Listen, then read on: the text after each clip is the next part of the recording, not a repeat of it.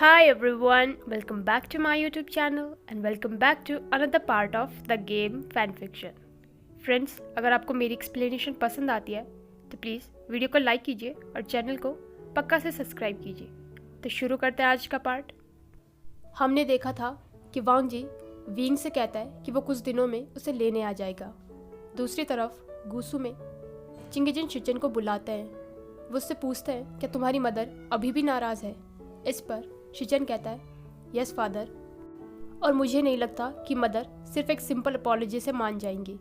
इस पर चिंगेजुन शाई करके कहते हैं तुम्हारी मदर वैसे भी सिंपल अपॉलॉजी एक्सेप्ट नहीं करती हैं। इस पर शिचन कहता है फादर, मुझे लगता है आपको मदर की अपील को मान लेना चाहिए। आपको लांजान को फ्री कर देना चाहिए और मास्टर वे को वापस लेकर आ जाना चाहिए। इस पर चिंगेजुन कहता है सच कहूँ शिचन तो मैं ये एंगेजमेंट तोड़ना चाहता हूँ। यही सबसे बुरी बात है कि एक इमोर्टल धरती पर आ गया है। अगर वैन रूहान नहीं तो कोई और उसका एनिमी बनकर खड़ा हो जाएगा। इस पर शिचन कहता है फादर, चंग से सनरन तो पीस लविंग थी ना, और मास्टर वे भी उनकी ही तरह हैं। इस पर चिंगेजुन कहता है चंग से सनरन की वजह से ही पूरी वे फैमिली डिस्ट्रॉय हुई थी। फेंगमियान को इस बारे में कुछ भी पता नहीं है। ये सुनकर शिचन बहुत ज़्यादा शॉक हो गया था। वो कहता है तो आपका मतलब है अगर हम मास्टर वे को गुसू लेकर आएंगे तो ये हमारे क्लैन के लिए खतरनाक होगा। फादर, हम अपने क्लैन को प्रोटेक्ट कर सकते हैं। इस पर चिंगेजुन कहता है सन, मैं तुम्हारी ज़ील को एडमायर करता हूँ, लेकिन इस बॉन्ड से तुम्हारे ब्रदर की जान को भी खतरा है। अच्छा होगा अगर मास्टर वे इस चीज़ को जल्दी समझ जाए। शिचन कहता है लेकिन फादर, वांग जी इस बारे में कभी भी अग्री नहीं करेगा। इस पर चिंगेजुन कहता है अगर ऐसा है तो अच्छा होगा कि वांग जी सेल में ही बेड रिडन पड़ा रहे, वो कहीं मूव ना कर सके। शिचन, अगर तुम अपने ब्रदर से प्यार करते हो और हमारे क्लैन को बचाना चाहते हो तो तुम्हें मेरी बात माननी पड़ेगी। इस पर शिचन बोलता है फादर, आप ये कैसे कर सकते हैं? आप अपने बेटे को इस तरीके से डिसेबल नहीं कर सकते हैं। चिंगेजुन कहता है शिचन, ये बातें तुम्हें अभी समझ नहीं आएंगी। जब तुम्हारे बच्चे होंगे तब तुम्हें ये बातें समझ आएंगी। शिचन कहता है फादर, आप सेक्ट लीडर जियांग को क्या कहेंगे कि उनका बेटा कैसे मरा? इस पर चिंगेजुन कहता है उन्हें यही लगेगा कि वैन रूहान ने उनके बेटे को मारा है। अपने सेक्ट को बचाने के लिए कभी कभी हमें इस तरीके के डिसीजन लेने पड़ते हैं। मैडम लैन जंगशा के साथ थी। तभी वांग जी उनके पास आकर कहता है मदर, मुझे फॉरबिडन लाइब्रेरी जाना है। उसकी मदर उसकी तरफ देखती है तो वो कहता है विंग को नाइटमेयर्स आ रहे हैं और मैं उनका सॉल्यूशन ढूंढना चाहता हूँ। मैडम लैन उससे कहती है ठीक है, शिचन तुम्हें वहाँ लेकर चला जाएगा। चिंगे ने में वह सांग विंग के साथ ही था। वो विंग से कहता है वे गोंग से, मैं आपको एक अच्छा सा हेयर कट दे देता हूँ। इस पर विंग उससे कहता है मैं ऐसा कुछ भी नहीं चाहता हूँ। तभी हेड ऑफ सिक्योरिटी का वह सांग को कॉल आ गया। वह सांग वहाँ पर जाकर गार्ड से कहता है तुम्हें दिख नहीं रहा है, ये मेरी फ्रेंड है, क्या तुम इसे पहचान नहीं पा रहे हो? अंदर विंग के हाथ में वांग जी की बीचेन थी। वो बीचेन से कहता है क्या तुम भी उसे मिस कर रहे हो? वैसे तो चेंचिंग को ये बिल्कुल भी पसंद नहीं आ रहा है कि तुम उसका स्पेस ले रही हो, लेकिन उसे लगता है कि तुम कूल हो। वो बीचेन को मियान से बाहर निकालता है। वो सोच रहा था कि कितनी बार ये बीचेन उसकी सुईबियाँ से टकराई थी। तभी सडनली डोर ओपन होने से विंग ने बीचेन को छुपा लिया। वह सांग उससे कहता है वे गोंग से, आपका सरप्राइज यहाँ पर है। विंग ने देखा तो वहाँ पर यानली थी। यानली उसके पास आकर कहती है आशियन। विंग भी दौड़कर उसे हक करके कहता है शिजिए, मैंने आपको बहुत ज़्यादा मिस किया।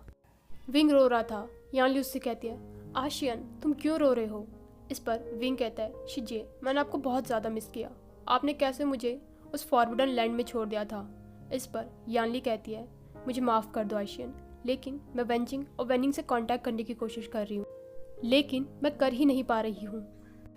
ये सुनकर विंग कहता है शिजिए, उन्होंने मेरी वजह से अपनी लाइफ को रिस्क में डाल दिया है। यानली उससे कहती है आशियन, तुम मुझे सब कुछ सच सच बताओ कि वहाँ पर क्या हुआ था। वांग जी को लाइब्रेरी में 2 दिन हो गए थे, लेकिन उसे कुछ भी रिलेटेबल नहीं मिल रहा था। मैडम लैन उसके पास आकर उसे कुछ दिखाते हुए कहती है, ये ड्रीम सर्चर है। शिचन उसे खोलता है तो उसके अंदर एक इंसेन बर्नर था। शिचन कहता है, मदर, ये सिर्फ ड्रीम सर्चर नहीं है, ये तब काम करता है जब 2 सोल बाउंड हो। इस पर वांग जी कहता है, हम हैं। शिचन कहता है, वांग जी, तुम ये सिर्फ अज्यूम नहीं कर सकते। इस पर वांग जी कहता है, ये मैंने पहले भी कहा है, विंग सिर्फ मेरा है। इस पर मैडम लैन कहती है, वांग जी, तुम्हें ट्राई करना चाहिए। अब तुम लोग रेडी हो जाओ ताकि तुम लोग वापस जा सको। दूसरी तरफ विंग यानली को वेन कबीले में जो कुछ भी हुआ था वो सब कुछ बता रहा था, लेकिन उसने यानली से ये बात छुपाई थी कि उसे ब्यूरियल माउंट्स में रखा गया था। यानली उससे कहती है, आशियन, मुझे लगता है तुम्हें अभी सोने की ज़रूरत है, इसलिए तुम आराम करो। तभी यानली की नज़र बीचन पर गई और उसने विंग की तरफ देखा। विंग ने बीचन को उठाकर अपने सीने से लगा लिया। वो यानली से कहता है, ये उसका ही आइडिया था बीचन को यहाँ पर छोड़ना। यानली उसके बाल सहलाते हुए उससे कहती है कि अब सो जाओ। वांगजी शिचन और जंगशा के साथ चिंगेनिए पहुंचा। तभी उन्हें यानली मिल गई। यानली उससे कहती है कि विंग सो गया है। हंगुंजुन, क्या आप उसके साथ ही सोएंगे? इस पर वांगजी हाँ में जवाब देता है। वांगजी विंग के रूम में चला गया था। उसने देखा कि विंग बीचन को सीने से लगाकर सोया हुआ है। वांगजी ने धीरे से उसके हाथों से बीचन ले ली। तभी विंग ने वांगजी को टाइटली हग कर लिया। विंग नींद में था। वांगजी उसके फॉरहेड पर किस करता है। विंग नींद में ही मम्मल कर रहा था, लानजान, तुमसे बहुत अच्छी खुशबू आ रही है। वांगजी सोने की कोशिश कर रहा था, लेकिन उसे नींद नहीं आ रही थी, इसलिए उसने सोचा कि वो उस इंसेन बर्नर को यूज़ करे। लेकिन क्या वो और विंग सच में सोल बाउंड है या नहीं? वांगजी बेड से उठकर उस इंसेन बर्नर के पास गया और उसने उसे जला लिया। वो वापस अपने बेड पर आ गया था। थोड़ी देर बाद ही नाइट को डे ने रिप्लेस कर दिया था। वांगजी ने विंग को उसके कपड़ों से पहचान लिया था कि वो लोग ड्रीम में आ गए हैं। तभी विंग पीछे से उसके कंधे पे पैट करके कहता है, लानजान, हम लोग गूसू कब आए और हम लोग जेड मेंशन में क्या कर रहे हैं? Dream searcher. जैसे ही विंग ने पीछे देखा, उसने देखा कि वहाँ पर कुछ महीने पहले का सीन चल रहा था, जब वो लोग क्लब गए हुए थे।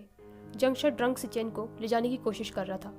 वो विंग के पास आकर कहता है, वांग जी, वो वहाँ पेड़ से चिपका हुआ है, मुझे खुद को हाथ नहीं लगाने दे रहा है। वो कह रहा है कि वो तभी अंदर जाएगा जब तुम उसके पास जाओगे। विंग ने कुछ कदम पीछे लिए, तभी वो पीछे वांग जी से टकरा गया। वो कहता है, वांग जी, ये तो वही रात है ना जब हम लोग क्लबिंग गए थे। वांग जी भी कंफ्यूज हो गया था। तभी वो कहता है, ये तो मेरा ड्रीम है।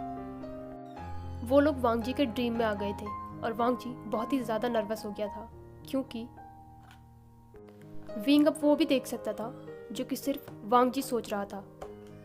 वांग जी बहुत ज़्यादा एम्बैरेस हो गया था। तभी विंग के सामने एक सीन आया। वांग जी ड्रंक था और विंग उसे संभालने की कोशिश कर रहा था। विंग वांग जी से कहता है, लानजान, तुम मुझसे कितना प्यार करते हो? इस पर वांग जी अपनी उंगलियों को गिनते हुए कहता है, कोई नंबर ही नहीं है जिससे कि मैं मेज़र कर पाऊँ। इस पर विंग कहता है, अच्छा, जितना रिस्पेक्ट तुम अपने अंकल की करते हो उससे भी ज़्यादा। इस पर वांग जी नोट करता है। विंग हंसते हुए कहता है, क्या तुम अपने 3000 रूल से भी ज़्यादा मुझसे प्यार करते हो? इस पर वांग जी कहता है, मैं तुमसे अपनी लाइफ से भी ज़्यादा प्यार करता हूँ। तुम्हारे बिना मैं अपनी लाइफ की कोई इमेजिनेशन भी नहीं कर सकता। मैं सिर्फ तुम्हारे साथ रहना चाहता हूँ। इस टाइम पे वांग जी अपने सपने को तोड़ना चाहता था। वो नहीं चाहता था कि विंग को पता चले कि विंग के बारे में क्या क्या ड्रीम करता है। वांग जी उसका हाथ पकड़ते हुए कहता है, विंग, ये सिर्फ एक सपना है। इस पर विंग कहता है, क्या मतलब एक सपना है? ये पहली बार था जब तुमने मुझसे कन्फेस किया था कि तुम मुझसे प्यार करते हो, इसलिए मुझे देखने दो कि तुम क्या सोच रहे थे। तभी उन लोगों ने देखा कि दूसरी तरफ से दूसरा विंग दौड़कर आ रहा है। वो कह रहा है, लानजान, वेट। विंग सोचता है, ये तो वो टाइम है जब मैंने लानजान को वो सारी बातें कही थी और उसने गुस्से में दरवाज़ा बंद कर लिया था। उन दोनों ने उस विंग को फॉलो किया। उन्होंने देखा कि विंग कमरे में जाकर बहुत ज़्यादा ज़ोर से रोया था। वो सोच रहा था कि वो बिल्कुल भी लानजान की इग्नोरेंस को सहन नहीं कर सकता है। वांग जी सोच रहा था कि उसने विंग को कितना ज़्यादा हर्ट किया है। विंग अपने आंसुओं को रोकने की कोशिश कर रहा था।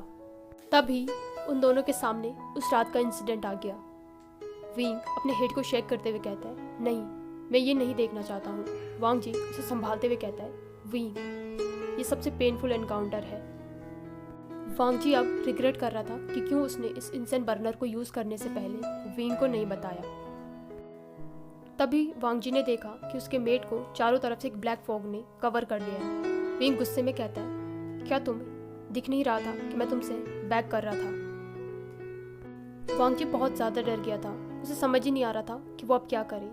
तभी विंग को महसूस हुआ कि उसका मेट उसे स्पिरिचुअल एनर्जी दे रहा है और बार बार उसके फोरहेड को किस किए जा रहा है। धीरे धीरे वो सीन फेड होने लग गया था और उनका रूम पहले की तरह नॉर्मल हो गया था।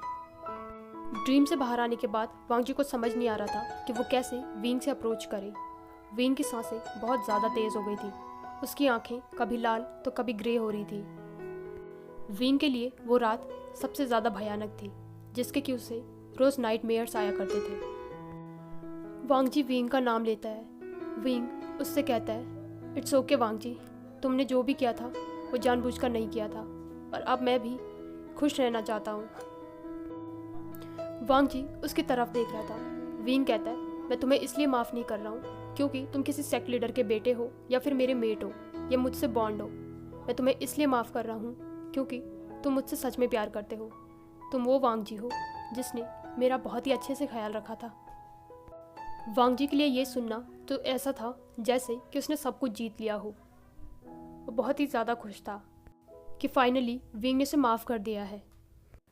नेक्स्ट मॉर्निंग विंग सो रखा था और वांग जी उसे ही देख रहा था। विंग उससे कहता है, हंगुंजन, क्या आंखें खोलना सही होगा? विंग धीरे से आंखें खोलकर वांग जी के चेहरे को छूता है। वो कहता है, ओह, तो तुम ड्रीम नहीं हो, मतलब सच में हो। इसका मतलब हम साथ में नहा सकते हैं। मैं बहुत लेज़ी हूँ, इसलिए मुझे उठा के ले चलो। वांग जी ने भी ओबीडियंटली उसकी बात मान ली। वो उसे उठाकर बाथरूम में ले गया और उसे बात देने लगा। नीचे जंक्षा बहुत ही ज़्यादा इम्पेशेंस हो गया था। वो कहता है, वो लोग कहाँ गए हैं? 10:30 से ज़्यादा हो गया है, वो लोग अभी भी नीचे नहीं आए हैं। इस पर शिचन उससे कहता है, जंक्षा, तुम्हें इस तरीके से चिंता करने की ज़रूरत नहीं है। विंग वांग जी के साथ है, वो ठीक है। जंक्षा ऊपर जाने ही वाला था कि तभी शिचन उनसे कहता है, देखो वो लोग आ गए हैं। शिचन उससे कहता है, जंक्षा, तुम में मदरली इंस्टिंक्ट्स अभी से आ गए हैं। ब्रेकफास्ट करने के बाद वो सभी लोग लिविंग रूम में बैठे हुए थे। जंक्षा उससे कहता है, विंग, अब हमें सच सच बताओ, चिशान वैन में तुम्हारे साथ क्या हुआ था? विंग सभी की तरफ देखता है। वो उसके चारों ओर सर्कल बनाकर बैठे हुए थे। विंग कहता है, उन्होंने मुझे वेंशु की केयर में फेनिक्स हॉल में रखा हुआ था और वो मुझसे एक तरीके के मेटल को कंट्रोल कराने की कोशिश कर रहे थे, जिससे कि वो यिन मेटल कह रहे थे। उसके सामने ब्यूरियल माउंट्स का सीन आ रहा था। तभी यानली उससे कहते हैं, आशियन, हमें सब कुछ बताओ। तुम इन लोगों पर भरोसा कर सकते हो। अगर तुम सच बताओगे तभी हम तुम्हारी मदद कर पाएंगे। विंग एक डीप ब्रीथ लेकर वांग जी का हाथ पकड़ लेता है। वो कहता है, सेक्ट लीडर वेन चाहते हैं कि मेरी शादी उनके बड़े बेटे वेंशु से हो जाए। सभी लोग वहाँ पर साइलेंस हो गए थे। इस पर जंक्षा कहता है, क्या इस बारे में हम अपने पेरेंट्स से बात कर सकते हैं? इस पर शिचन कहता है, जंक्षा, मुझे नहीं लगता कि ये सब कुछ इतना सिंपल है। इस पर जंक्षा कहता है, हम विंग को गूसू लेकर चलेंगे। शिचन इस पर कहता है, नहीं, अभी मास्टर वे को छुपे रहने की ज़रूरत है। इस पर निया मिंगजू भी कहता है, हाँ, अभी चिंगे का निये कबीला ही एक ऐसा है जहाँ पर वेन रूहान जल्दी से सर्च नहीं करेगा और मुझे तो लगता है कि हमें वांग जी को भी सेफ रखने की ज़रूरत है। वैसांग कन्फ्यूजन में अपने भाई की तरफ देखता है। इस पर निया मिंगजू कहता है, वेंशु तब तक विंग को पूरी तरीके से नहीं अपना सकता है जब तक कि वो हंगुंजुन के साथ बॉन्ड है, इसलिए हंगुंजुन की जान को खतरा हो सकता है। विंग शॉक में खड़ा हो गया था। वांग जी उसका हाथ पकड़ते हुए कहता है, विंग, हम इन सब से गुजर जाएंगे। इस पर विंग कहता है, ये इतना आसान नहीं है वांग जी। मुझे वेंचिंग ने पहले ही वार्न किया था कि मैं सबसे छुपा कर रखूँ कि तुम मेरे बॉन्ड हो, लेकिन तुमने ही सारी दुनिया के सामने आकर ये कन्फेस कर दिया। तुम जानते नहीं हो, उस आदमी ने मेरे पेरेंट्स को मारा है। ये सुनकर वहाँ पर सभी लोग शॉक हो गए थे। शिचन कहता है, हाँ, ये बात भी मुझे कुछ दिन पहले ही पता चली है। विंग वहाँ से बाहर चला गया था। वांग जी उसे रोकने की कोशिश कर रहा था। तभी शिचन कहता है, वांग जी, मास्टर वे को कुछ टाइम की ज़रूरत है। इस पर वांग जी कहता है, ब्रदर, मैं उसे अकेले नहीं छोड़ सकता हूँ। जंगशा भी वांग जी का साथ देते हुए कहता है, हाँ, तुम्हें उसके साथ ही होना चाहिए। वांग जी विंग को ढूंढ रहा था, तभी उसे विंग की स्मेल आ गई। वो उस रूम में गया। विंग अपनी फ्लूट प्ले कर रहा था। वो अपनी फ्लूट को नीचे करता है। वांग जी ने उसे पीछे से हक कर लिया था। तभी विंग कहता है, लानजान, एक दिन तुम भी मुझसे हेट करोगे, जब मेरी वजह से तुम्हारे सारे वो लोग जिनसे तुम प्यार करते हो दूर हो जाएंगे।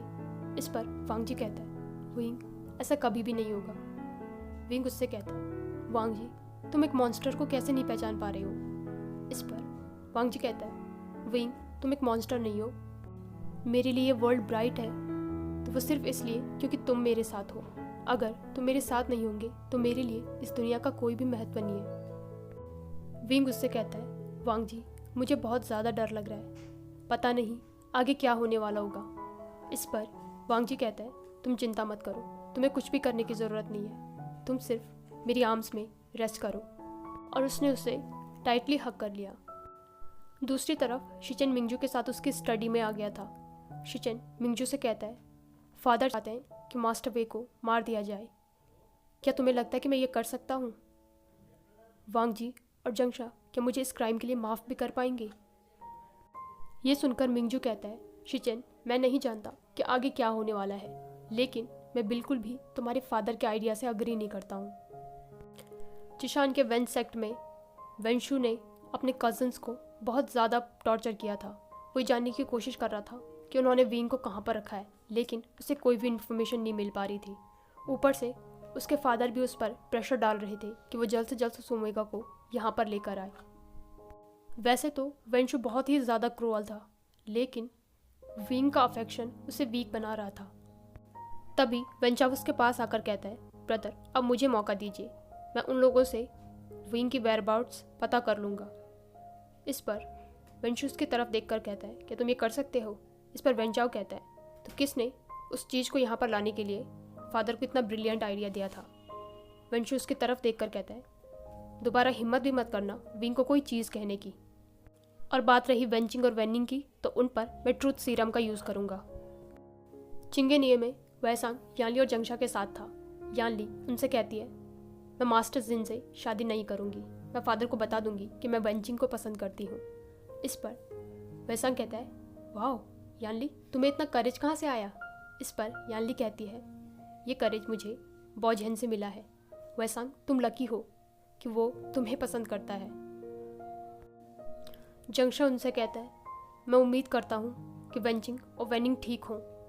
तभी यानली कहती है, जंगशा, क्या तुम सच में बेबी के लिए ट्राई कर रहे हो? इस पर जंगशा कहता है, शिजे, मैं फिजिशियन के पास जा रहा हूँ। बचपन से ही हम लोगों ने बहुत ज़्यादा सेपरेशन लिए थे, जिस वजह से मेरी फर्टिलिटी रेट कम हो गई है। इस पर यानली कहती है, जंगशा, तुम्हें ये सब कुछ अकेले करने की ज़रूरत नहीं है, तुम शिचन को बता सकते हो, वो समझ जाएंगे। इस पर जंगशा कहता है, जीजे, मैं उसे अभी नहीं बता सकता हूँ। यानली कहती है, तो ठीक है, मैं तुम्हारे लिए कोई बेस्ट फिजिशियन ढूंढूंगी। वांग जी और विंग साथ में बहुत ही अच्छा टाइम स्पेंड कर रहे थे। वो लोग बहुत सारी जगह घूम गए थे।